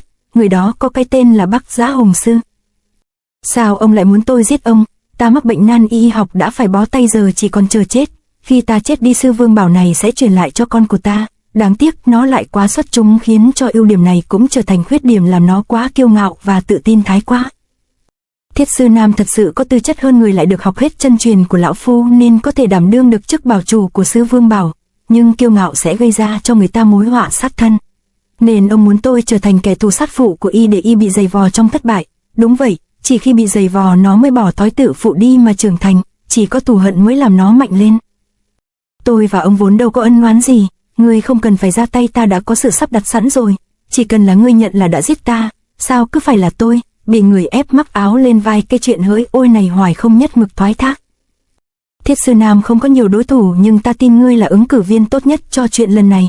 Đương kim giang hồ người biết giữ lời hứa thật không có nhiều, vừa rồi giao đấu với ngươi ta thấy ngươi có ý nhường nhịn ta. Nói rồi Bắc Giá Hồng Sư đột nhiên quỳ mọp xuống tiếp tục cầu xin, hy vọng ngươi có thể thành toàn giúp lão phu một tay tâm nguyện cuối cùng này. Bị nài nỉ thúc ép đủ đường, Hoài Không đành phải lên tiếng, tôi không cự tuyệt một người cha hy sinh vì con cái. Nghe được lời này của Hoài Không, Bắc Giá Hồng Sư mừng rỡ ra mặt. Sư Nam có một kẻ thù như ngươi, nó phải cố gắng hơn nữa nhiều, lão phu đa tạ ngươi. Nghe nói sư tử con muốn thành mãnh thú thì phải trải qua trăm ngàn thử thách, hôm nay được đích mục Sở Thị quả là cơ may để cho ta mở rộng tầm mắt. Hoài Không, bí mật ngươi muốn biết nằm trên mặt của lão phu đây. Hảo kiếm pháp ai đã làm ông bị thương như vậy? Nhìn vết thương trên mặt của Bắc Giá Hồng Sư, Hoài Không đã nhận ra nó là sản phẩm của cao thủ tuyệt luân, hiếm có khó tìm. Lúc này Vô Nhị vẫn còn chưa hết lăn tăn với hành động của Hoài Không. Lúc Bắc Giá Hồng Sư chết thì mình đang ở cùng Hoài Không, hắn chẳng phải là hung thủ thì sao lại vơ chuyện vào mình. Hiện nay trăm nhân mã đằng đằng sát khí như vậy, khó lòng dập tắt được cơn phẫn nộ. Với sức của mình và Hoài Không có thể phá được vòng vây, nhưng khó tránh khỏi một trận phải tử chiến. Tình thế éo le này buộc tôi phải dùng thiên tội rồi. Huynh muốn dùng thiên tội ư? Nghe Hoài Không nói sẽ dùng vật trong hộp sắt, Vô Nhị vừa bất ngờ vừa tò mò, vì anh ta bản thân cũng rất muốn biết nó là loại thần binh gì. Cạch một tiếng nhỏ, thiên tội đã được mở nắp. Nó có sức mạnh dị biệt gì đây? Mình đi theo Hoài Không lẽo đẽo cũng là vì muốn biết bí mật bên trong đó. Sao lại thế này? Mắt của Vô Nhị bỗng trợn tròn trắng dã, kinh thiên động phách vô cùng. Không kinh sợ sao cho được, vì trước mắt anh ta chính là hung thú của nhân gian. Trời đất quỷ thần thiên địa ơi, đây là ảo giác hay sao? Muốn đánh lén ta sao? Dù đang tập trung ngắm thiên tội, nhưng bản lĩnh trận mạc giúp Vô Nhị lập tức có hành động tự vệ trước sự tấn công của bầy sư tử. Nhưng mới chỉ vỗ được một cái thì những con sư tử khác đã bị phanh thây thành muôn mảnh. Thiên tội lại tiếp tục há mỏ lao lên, kỳ biến lập tức xuất hiện. Tay của đám Lâu La Sư Vương Bảo không còn giữ được binh khí nữa, chúng đồng loạt bị hút lên trên không. Cảnh tượng lúc này ngụy dị nhiếp người, khiến ai nấy có mặt đều kinh hãi muôn phần. Thiên tội như con du long uốn lượn trên không, rồi đột nhiên hàng trăm binh khí bị hút lên không đồng loạt lao xuống, hướng thẳng vào Thiết Sư Nam. Hốt hoảng hết hồn, Thiết Sư Nam toàn thân cứng đơ, nhất thời không dám kinh cử vọng động, mà có muốn chạy anh ta lúc này cũng không biết phải chạy đi đâu. Thiếu bảo chủ hãy cẩn thận, lời nói của tả sứ như chuyện Tiếu Lâm vậy, lúc này mà cẩn thận thì phải cẩn thận sao đây? Hoài không bỗng giơ tay lên cao, Thiên Tội lập tức chui lại vào trong bao sắt, chốt kha đóng lại như chưa có chuyện gì. Thiên Tội vì tình thế mà phải để mi mở nắp, lần này là tội của ta. Vô Nhị, chúng ta đi thôi, huynh bị thương rồi, không có sao đâu. Khi nãy ngươi vận động chân khí qua độ hỏa kình còn trong người sẽ lan đi khắp nơi, hãy mau tìm chỗ yên tĩnh trị thương. Tôi thật không hiểu sao huynh không chịu nói rõ với Thiết sư Nam huynh thật sự không phải là hung thủ. Vô Nhị, việc Bắc Giã Hùng sư chết huynh hãy giữ bí mật cho. Đó là bí mật gì? Ngươi thật là lắm bí mật quá đi mà. Người lúc này dìu nhau bỏ đi mà không hề bị ai ngăn cản, vì bọn người của sư Vương Bảo vẫn chưa có ai kịp hoàn hồn về xác. Ngân Hiếu sứ, mọi người đều khỏe mạnh sao ta không đuổi theo ư? Bản lĩnh gì đây khi tay không tấc sắt. Tất cả mọi người hãy đợi chủ ý của Thiếu Bảo chủ. Nhắc tới Thiếu Bảo chủ, lúc này mọi người mới nhớ tới Thiết sư Nam. Quay đầu nhìn lại thì Thiết sư Nam thân như tượng gỗ, gương mặt thất thần không chút khí sắc. Toàn bộ binh khí lúc nãy đều sượt qua người mình rồi đâm thẳng xuống băng tuyết. Tại sao lại như vậy chứ? Giỏi lắm, ngươi nương tay với ta ư? Ngươi là kẻ sát phụ của ta mà lại nương tay với ta. Hoài không, ngươi giết cha ta lại không làm bị thương đến ta, như vậy thì có khác nào sỉ nhục ta. Thiết sư Nam không giết được ngươi, ta thề sẽ không làm người. Đây là kho chứa đồ của chúng tôi, nếu hai vị không chê xin cứ ở lại đây nghỉ ngơi cho khỏe. Lúc này Vô Nhị đã dìu Hoài không đi được khá xa khỏi sư Vương Bảo rồi xin tá túc ở nhà của một người sơn dã.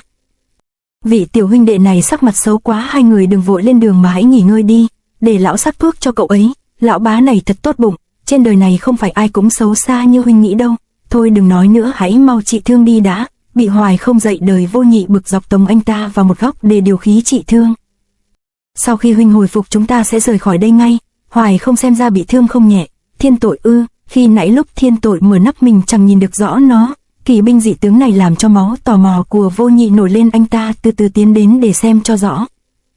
Hoài không đang định thần dưỡng khí, đây là cơ hội cho ta mở mang thêm tầm mắt. Tay vừa đưa ra tính giờ dẫm thì Vô Nhị chợt rụt vòi lại.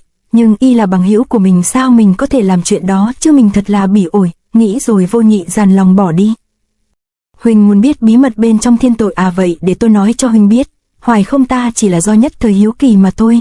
Muốn nghe gần chết, nhưng Vô Nhị vì thẹn nên nói lấp liếm đi, miệng chối đầy đầy. Thực ra hộp sắt của Thiên Tội cũng giống như một cái lồng củi dùng để nhốt bên trong nó một con thiết thú.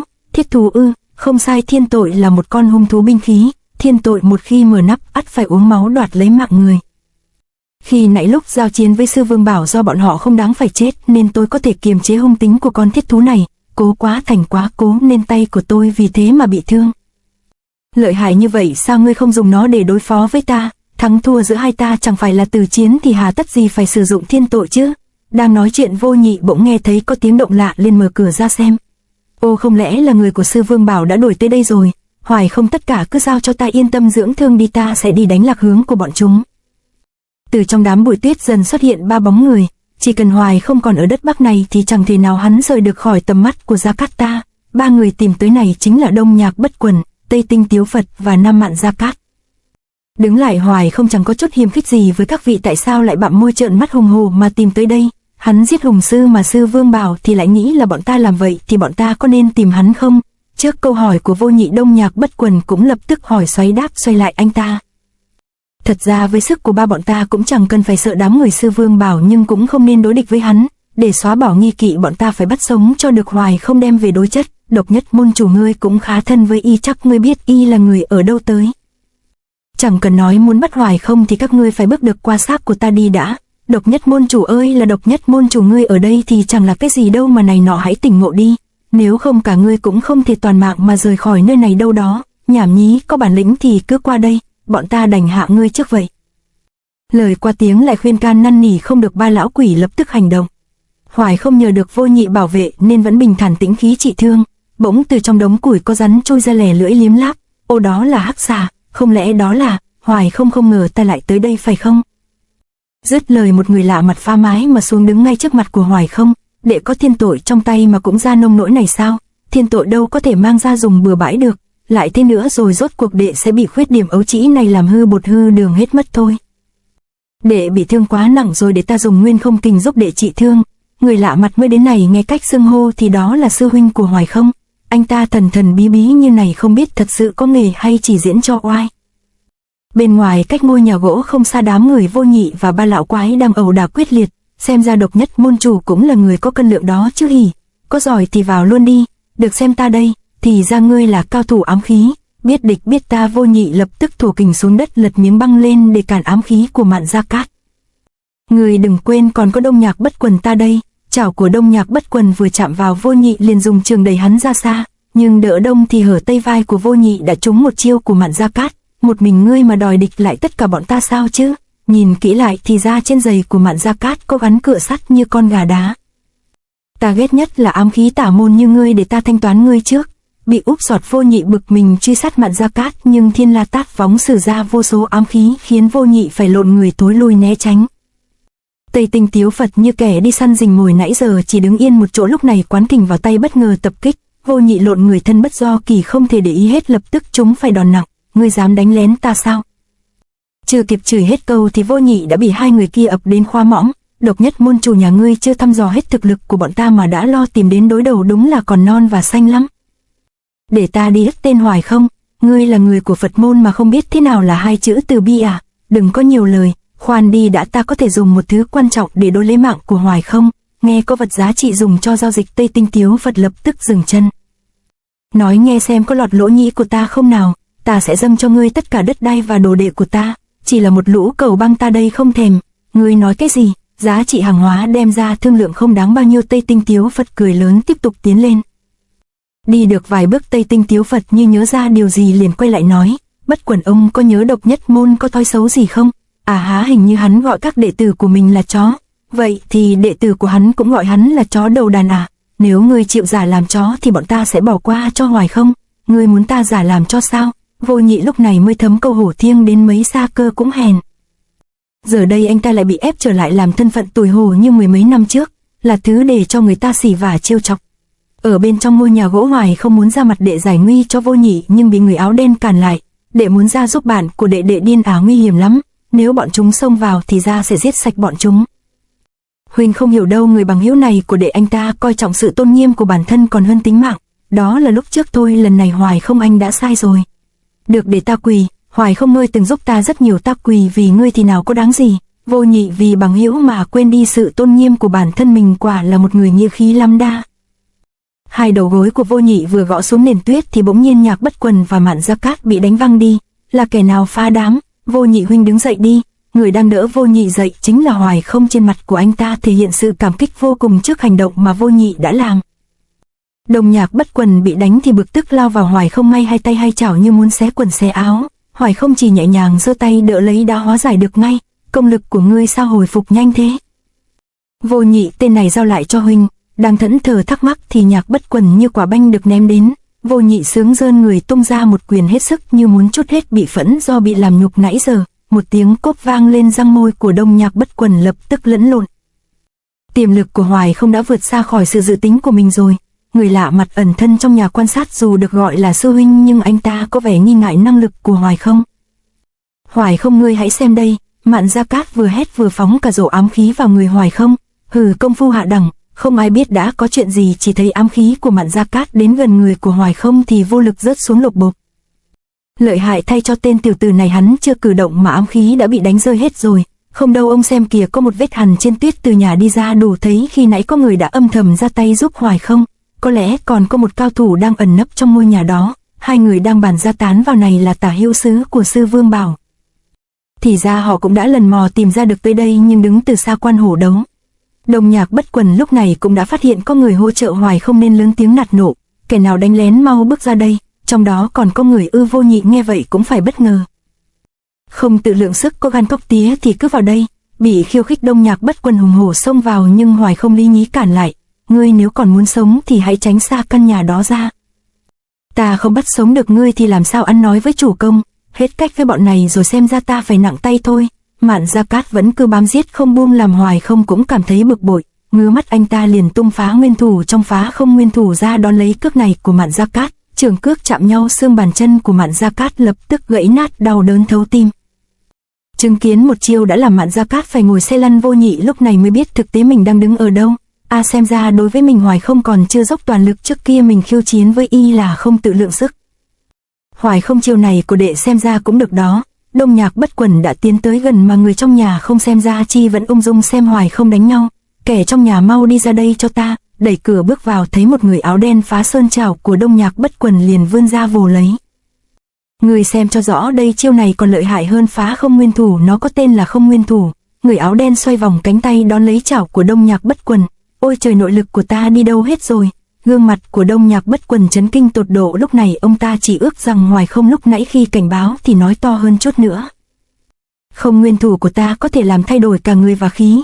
Người áo đen vừa nói vừa xoáy mạnh cánh tay khiến tay chảo của Nhạc Bất Quần lập tức bị xé nát. Một tiếng thét rợn người kinh hãi của Nhạc Bất Quần vang lên. Thấy đồng bọn la hét thảm thiết, Tây Tinh Tiếu Phật chạy tới mong ứng cứu, nhưng ông ta không cần vào nữa vì Đông Nhạc Bất Quần đã ra tới rồi. Chụp lấy đồng bọn, Tây Tinh Tiếu Phật há hốc mồm miệng không thốt nên lời, vì thứ ông ta chụp được là một người đã bị hút quắt lại như cái xác khô. Tiếu Phật, ông báo gấp với chủ công thay ta báo thù. Nói xong thì Đông Nhạc Bất Quần cũng quy tiên. Xương thịt toàn thân khô khốc, đây là thứ công phu gì? Cũng là phá không nguyên thủ nhưng hơn tôi một bậc. Tên cao thủ này có quan hệ gì với Hoài Không vậy ta? Nhìn thấy cảnh này, Vô Nhị vốn biết Hoài Không thần bí nay lại càng thêm thần bí hơn nữa trong mắt ông ta. Tiếu Phật biết ở lại thì chỉ có chết, thấy không ai ngăn cản thì ôm xác hai tên đồng bọn bôn tẩu ba chân bốn cẳng. Chỉ mới có vài chiêu nhẹ nhàng đã khiến Bắc Địa Tam lão đi đời nhà ma. Ngân sư đừng nói tung tích của Hoài Không cho thiếu bảo chủ biết nhé.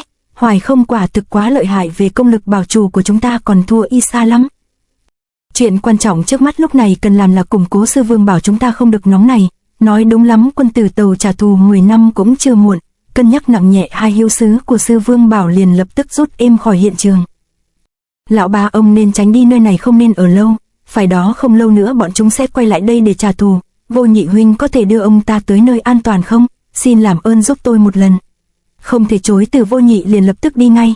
Ông có bà con thân thuộc không? Có chứ, bà con bên ngoại có thể cho tôi nương nhờ. Vừa rồi là đệ cố ý sai Vô Nhị đi phải không? Không sai. Đệ đã có tin tức gì về bộ kinh vân chưa? Ở Tư Xuyên có một ngôi chùa, nơi đó từng xuất hiện một người mang kiếm màu đen. Đệ sẽ phải tới đó tìm hiểu nên không tiện cho Vô Nhị đi theo. Đại ca, mà sao huynh lại xuất hiện ở nơi đây? Chưa kịp trả lời thì cả hai đã phát hiện có dị biến. Hoài Không, đệ có cảm giác gì không? Đang có một luồng khí kình bá đạo tới gần chúng ta. Đúng đó là chân khí của cao thủ, hắn ta đang tới đây với khí thế lôi đình. Gương mặt của người áo đen bây giờ mới hiển lộ ra, anh ta có 4 phần nhìn giống Hoài Không nhưng ánh mắt tà dị, sát khí tà ác khác hẳn Hoài Không. Ngoài trời giá lạnh nhưng khí của người này lại cho ta có cảm giác nóng bức như gió Lào. Kẻ tới này quả không đơn giản. Cảm giác nóng bức này không lẽ lại là ông ta sao? Sư huynh của Hoài Không thì cảm thấy thích thú, còn Hoài Không thì hoang mang đôi chút vì nội thương của anh ta chính là do người này gây ra hôm trước. Hoài Không, ngươi đã giết người của ta, ta tuyệt đối không thể bỏ qua cho ngươi. Người đang chạy rẽ đất hướng về ngôi nhà gỗ chính là người bí ẩn đeo mặt nạ xuất hiện làng vàng mấy ngày gần đây. Thoáng chốc người đến đã hiện thân trước căn nhà gỗ, lớn tiếng nạt nộ. Hoài Không, ngươi mau ra đây cho ta. Tiểu tử thối, có gan thì ra đây mau. Có chủ đi cùng Tây Tinh Tiếu Phật, có được chỗ dựa tốt nên lớn tiếng oai phong vô cùng. Tiếu Phật, ông hãy tiết kiệm sức đi, hãy để đó cho ta. Nói rồi người này hai chân dẫm mạnh xuống đất, thủ thế hai tay liên tục múa máy sử ra huyết hỏa tà canh 6 thành công lực. Khí thế bức người của kỳ chiêu khiến Tiếu Phật thân đứng không vững, còn mái nhà rồi cả căn nhà lập tức như đang bị ai đó vò nát. Trong nhà không một bóng người, dùng khí quan sát, dùng lực áp bức người này, biết những kẻ cần tìm đã bỏ trốn. Bực bội vì nhỡ bữa cơm, người này hất mạnh hai tay lên trời khiến cả căn nhà liền bị hất tung lên, đúng là làm thì lâu phá thì nhanh. Ô, tiểu tử đó đã bỏ chạy rồi, chủ công để thuộc hạ lập tức đi tìm hắn. Có thể đứng từ xa đánh sập dược căn nhà đó, cao thủ lợi hại như vậy khiến cho người ta nhìn thấy mà chiến ý sôi sục. Nhìn thấy đối thủ cương mãnh, người áo đen vui mừng ra mặt, hai tay ngứa ngáy muốn đánh nhau ngay. Thì ra hai huynh đệ Hoài Không đã sớm né lên trên mỏm đá phía xa ngôi nhà để quan sát kẻ đến có ý đồ gì. Đệ đã từng giao đấu với người này, nội lực của hắn ta không thua kém đệ. Hay lắm, vậy ta càng phải đấu với hắn một trận. Khoan đã đại ca, sư phụ đã dặn chúng ta tới đây là để đi tìm bộ kinh vân mà. Nhắc đến sư phụ, người áo đen có vẻ sợ hãi trùng người lại. Hiện nay đã có manh mối về bộ kinh vân rồi, chúng ta nên bớt gây rối phá làng phá xóm đi thì hay hơn. Đúng là về mặt hành sự đệ bình tĩnh hơn đại ca này, vì vậy nên đệ mới được tín nhiệm giao phó thiên tội. Đại ca huynh lại định đi đâu nữa vậy? Yên tâm đi, đệ nói đúng rồi, nên giờ ta đi tìm Bạch Linh đây. Bạch Linh ư? Cô ấy cũng đã tới đây với huynh rồi à? Đúng vậy, đệ cứ đi Ma Đà Lan Nhược trước đi, ta gặp Bạch Linh sẽ cùng với cô ấy đi tới đó tìm đệ. Lúc này ở một thôn ra trời đã tối nhưng vẫn có một người cầy cầy sới sới ồn ào không cho ai ngủ nghỉ. Tại ông có nghe thấy tiếng động gì bên ngoài đó không? Để tôi ra ngoài xem thử. Ồ, đó là con anh hàng xóm họ Long đây mà, tối rồi mà còn ra ruộng làm việc ư? Cái nhà ông họ Long này cũng lạ lắm cơ, cày ruộng mà lại không dùng trâu bò và lưỡi cây mà chỉ dùng một cây gậy sắt. Phải ha lạ thật đấy. người lớn còn có sức mà làm như vậy chứ còn con nít thì sao mà chịu nổi chứ. Đứa con tóc trắng này trông thật kỳ quái, hình như đó không phải là con ruột của họ, hèn chi họ mới để cho đứa nhỏ phải làm đồng giữa đêm khuya như vậy. Sáng sớm hôm sau, huynh mau dậy đi, huynh ra mà xem đất xung quanh nhà đã được làm tơi xốp chỉ sau có một đêm, là Long Nhi nó làm đó mà nó đâu rồi. Lúc muội dậy đã không thấy nó đâu. Cha mẹ, ồ Long Nhi con đi đâu về đó, cha hay bị đau lưng nên Hải Nhi lên núi hái thuốc về cho cha đây.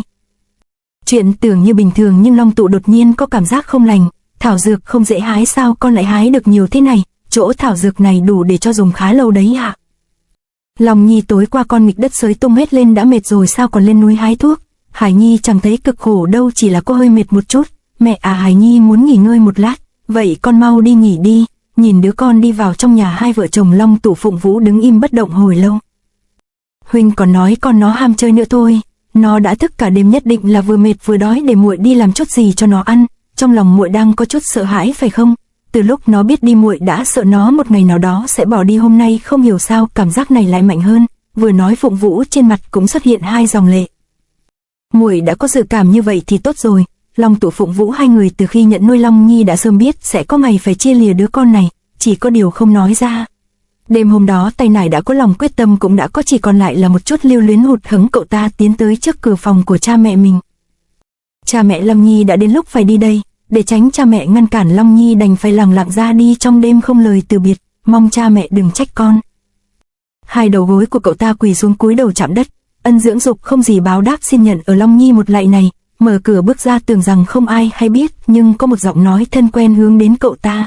Con thật sự muốn bỏ chúng ta mà đi bụi hay sao? Mẹ con cũng không muốn phải rời xa cha mẹ, nhưng con cũng muốn ra ngoài lang thang một chuyến. Long Nhi à, con đừng khờ dại, con cần gì cha mẹ đều có thể làm được cho con. Thứ mà con cần cha mẹ không thể giúp được. Mẹ biết con luôn muốn học kiếm. Bị bóc phốt, Long Nhi tròn mắt kinh ngạc. Mấy năm nay con ghi lại vô số kiếm quyết, mẹ đã biết tất cả. Chỉ cần nhìn thái độ động tác là mẹ đã biết con làm gì. Long Nhi, con muốn học kiếm sao không bảo cha con chỉ dạy, con có thể học kiếm pháp của cha, không cần phải đi đâu cho xa. Cha vốn là nhân tài luyện kiếm con biết, nhưng sao lại để cho khoái y môn sụp đổ như vậy? Không, Hải Nhi không thể học kiếm pháp của cha. Long Nhi, con đang nói cái gì vậy hả? Một lời nói này của Long Nhi khiến Phụng Vũ, một người từng trải giang hồ, cũng không khỏi kinh ngạc. Thứ làm bà ta kinh ngạc đó chính là ngạo khí của con mình. Lời khi nãy chỉ xuất phát từ kiến giải của Hải Nhi về kiếm. Hải Nhi thực lòng không có ý bất kính với cha. Long Tụ đứng ở trong nhà cũng nghe được hết tất cả. Ông ta lúc này trong lòng quả thật rối bời khó ngỡ. Long Nhi, mẹ hiểu, mẹ chỉ ngạc nhiên vì con còn nhỏ mà đã có kiến giải riêng về kiếm như vậy. Mẹ có thể cùng con đi tìm một người, ông ấy có kiếm thuật rất cao, niệm tình của mẹ, ông ấy sẽ dạy kiếm cho con. Phụng, cứ để cho nó đi đi. Từ trong nhà Long Tụ bước ra, trên tay ông ta có cầm theo vài thứ. Trước lúc con đi cha muốn đưa cho con mấy thứ này, nó là một tấm da đỏ và còn có một thanh đoàn kiếm màu đen. Năm đó mẹ con dùng thanh kiếm này mổ bụng sinh con ra, di vật đi cùng còn có một tấm da màu đỏ. Ta tin rằng những thứ này chúng sẽ giúp con tìm ra được thân thế thực sự của mình. Long Nhi lần nữa quỳ lại tạ ân hai người rồi cất bước lên đường. Khác với cảnh than khóc như thường thấy, ba người họ vẫn bình tĩnh như việc này là điều tất yếu mà thôi.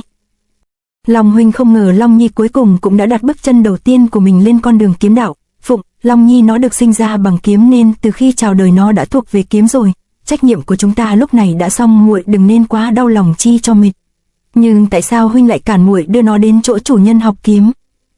À, đó là vì chủ nhân của muội đã ẩn cư nhiều năm, muốn tìm ra ông ấy lúc này quả không phải là chuyện dễ. Hơn nữa ta cảm thấy đường của Long Nhi đi không giống bất cứ ai, kiếm của nó sẽ đặc biệt khác người.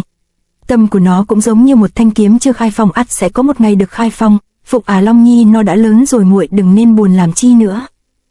Mãi lộ đâu để lại mãi lộ mới được đi qua cầu này, mai muốn đi qua thì giá niêm yết là một lạng một người. Vị thí chủ đây, anh Minh Thần Võ chúng tôi là người xuất gia, chẳng có gì quý giá, có thể nể tình một chút cho đi qua không? Nhảm nhí, bọn ta đang làm ăn, ngươi mau cút đi, còn đứng đây lèo nhèo phá đám thì hòa thượng ta cũng đánh. Chậc quân tử động khẩu không động thủ, có gì từ từ nói. Trên cầu bọn sơn tặc nhũng nhiễu, người dân lập chốt thu phí đường bộ, những người muốn qua cầu không bị ướt cẳng. Lúc này bọn chúng đang bị một tiểu tăng mè nheo kiếm đường miễn phí, bực quá một tên không kiềm chế được vung đầm hét to, tên hòa thượng bèn mép chết đi. Quyền vung tới rừng ở giữa chừng, nhưng tiểu tăng này đã sợ tới xì cả máu mũi. Tên đồ tể thế vậy không nỡ đánh, tiếp tục xua đuổi, không xéo ta sẽ đánh vỡ sọ ngươi ra đó. Máu mũi tự chảy, tiểu tăng lập tức ăn vạ, trước giờ chẳng có ai đối xử với ta như thế này cả, ta giận lắm rồi đấy. nhưng nhìn lại vẫn thấy nắm đấm nên đành rút êm, được mi giỏi lắm, ta đi là được. Không cho ta đi đường bộ thì ta đây đi đường thủy vậy, hi hi, lội nước cũng hay mà, tiểu tử này trông lạ quá. Tiểu tăng vừa bỏ đi đã nghe thấy tiếng quát tháo đùng đùng, chỉ có nửa lạng ngươi cũng không chịu trả thì xéo đi đường vòng đi, đường tôi muốn đi chẳng bao giờ là đường vòng, các vị xin hãy tránh ra. Long Nhi như tấm chiếu mới bước ra xã hội nên không biết chuyện, cứ thế bước tới. Ánh mắt của tiểu tử này thật là dị thường, nó làm mình nổi cả da gà. Tiểu tử thối này mi dám to gan bước qua đây ư? Qua được tên yếu vía, nhưng tên ngồi ghế thì hổ báo lia đao tới ngay. Được, mi muốn qua cầu thì thử hỏi đại hoàn đao của ta trước đi. Quả nhiên là giang hồ hiểm ác, xem ra lòng người ác độc thật, nhưng mình một khi đã quyết định hành tẩu giang hồ thì nhất định phải khuất phục được những hạng người này. Đao của người này sức mạnh vô cùng nhưng khuyết điểm thì cũng vô số kể. Long Nhi xoay người một cái đã nhẹ nhàng tránh được đao này. Quả nhiên là có chút cân lượng, tiểu tử này người mới có thể tránh được một đao của đại ca ta. Tên đứng sau lập tức chụp lấy vai của Long Nhi nhưng nhận ngay kết cục bi thảm. Một cước của Long Nhi đã đánh vỡ xương bánh chè của hắn. Cước kình của tiểu tử này mạnh quá, hạ bàn căn cơ không vững, làm sao có thể xem là người học võ. Thuận thế thuận đà, Long Nhi chụp lấy cổ tay của hắn rồi ném văng hắn ta ra xa. Hi hi, cát nhân thiên tướng, may mà ta tránh kịp. Tiểu tăng chưa kịp đi xa thấy chuyện huyên náo liền đứng lại xem, suýt chút nữa mang họa vào thân. Mẹ nó, thượng thúi này, ngươi muốn nhân lúc lộn xộn tính trầu qua cầu ư? Ngươi cứ ôm chặt tay nải này xem ra bên trong có thứ quý giá. Muốn qua cầu thì để tay nải này lại đây, trả lại cho ta. Bị cướp hàng trên tay, tiểu hòa thượng gương mặt hoảng hốt liền đạp mạnh vào bàn chân của kẻ đang khống chế mình, nhanh thư cắt tay chụp bọc hàng đầu thì tông thẳng vào mặt tên còn lại. Hành động của tiểu tăng tuy vụng về bộc phát nhưng gây ra sự sát thương phá hoại cực lớn, một tên đã văng thẳng xuống sông. Ôi, lần này ta đã gây ra họa rồi. Bên này Long Nhi vẫn đang quần thảo với tên đại ca, trong đám người này tên to đầu này có võ công cao nhất. Đại hoàn đao của hắn ta chủ yếu tấn công vào hà lộ mà thanh đao đó thì lại nặng. Nhược điểm chính của hắn ta chính là thượng lộ. Nghĩ rồi Long Nhi lập tức nhảy phát lên cao. Tiểu tử ngươi kinh công khá lắm nhưng cũng không tránh được cái chết đâu. Quả nhiên động tác đưa đao lên của hắn ta rất chậm. Nhận thấy sơ hở của đối phương, Long Nhi một cước khống chế đại đao, một cước thúc thẳng đầu gối vào đầu của hắn. Nhưng đi chơi là không có đi một mình, trường thương của tên đàn em đã đâm thẳng tới giải nguy. Mắt như cú vọ, Long Nhi lập tức lộn người tránh được mũi thương rồi lập tức áp sát một quyền đấm mạnh. Tưởng dễ ăn nhưng phải tên này cũng nhanh nhẹn dùng cán thương đỡ lấy. Nhanh tay Long Nhi liền túm lấy cán thương, chân đạp vào đầu gối hắn, bật ngược người ra sau, một đạp vào lưng nữa đã vô hiệu. Tên này, tiểu tử này khỏe thật không dễ hạ nó.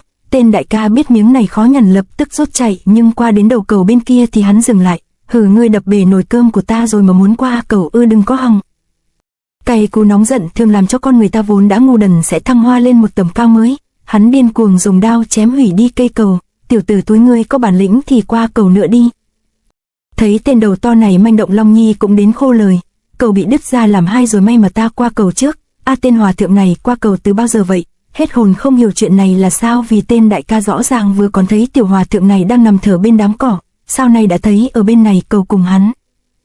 Long Nhi lúc này ở bên kia cầu thì đang chạy đà muốn thực hiện một pha trong bộ môn nhảy xa. Cậu ta muốn lấy số để đi thi SEA Games sao? Một kẻ phàm phu lỗ mãng mà muốn cản đường của ta ư? Chiếc cầu này ta phải qua cho bằng được. Những miếng gỗ dần rơi xuống nhưng Long Nhi mặc kệ, cậu ta vẫn không sợ hãi lao thẳng tới. Cầu đang sập mà nó vẫn liều mạng đi qua ư? Vậy thì ngươi chết cũng đáng lắm. Có con muỗi này đại gia. Tên đại ca đứng sát mép cầu liền bị tiểu tăng đẩy nhẹ té nhào xuống sông. Hay lắm, có chỗ để đỡ chân rồi. Đang bị hố đả, Long Nhi liền đạp lên đầu của tên du côn lấy thế phóng được lên cầu không bị rơi xuống nước. Tiểu thí chủ này nhẹ như chim yến, khinh công trác tuyệt, thật là bội phục. Khinh công ư? Bộ môn đó tôi chưa từng tập qua. Vậy sao? Vuốt lông nhẹ nhàng nhưng không phải làm tiểu tăng ngại chết đi được. Thôi chúng ta mau chóng rời khỏi đây đi thì hơn. Cậu một thân một mình muốn đi đâu vậy? Tôi đi Tứ Xuyên. Ha ha, tôi cũng đang đi Tứ Xuyên đây. Nhìn thấy ánh mắt của Long Nhi cứ nhìn chằm chằm vào tay nải, tiểu tăng vội vàng lấy tay che đi. Đại sư, có phải ngài định đi Ma Đà Lan Nhược không? Vừa nghe Ma Đà Lan Nhược, mặt mũi tiểu tăng bỗng căng thẳng chán vã mồ hôi. Sắc mặt của đại sư sao đột nhiên tím ngắt vậy? Không có gì. Ta có chuyện cần đi gấp, xin cáo từ ở đây. Vị hòa thượng này tuy có vẻ rất cổ quái, tăng động bất định, nhưng mình cảm thấy ông ta có tu vị thâm tàng bất lộ. Trên tấm địa đồ màu đỏ thì ở Tứ Xuyên có một ngôi chùa là Ma Đà Lan Nhược. Nếu ta đi theo chỉ dẫn đó thì có thể tìm ra manh mối về thân phận của mình. Trời ơi, nguy hiểm quá thể, sớm muộn gì thì nó cũng phát hiện ra bí mật của mình, vì vậy mình nên đi một mình thì hay hơn. Long Nhi đang đi trên đường thì thấy có tấm biển quảng cáo có ghi kiếm thôn nơi anh hùng trong thiên hạ phải đến ít cũng một lần.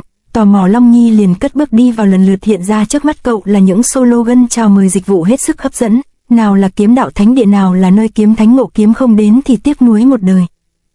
Quả thật từ sâu bên trong rừng trúc phát ra sự hấp dẫn mời gọi, một cảm giác không diễn tả được dậy lên trong lòng của Long Nhi khiến cậu ta bất giác đi lên.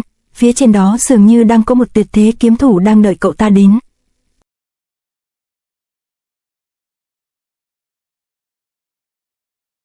To be continued.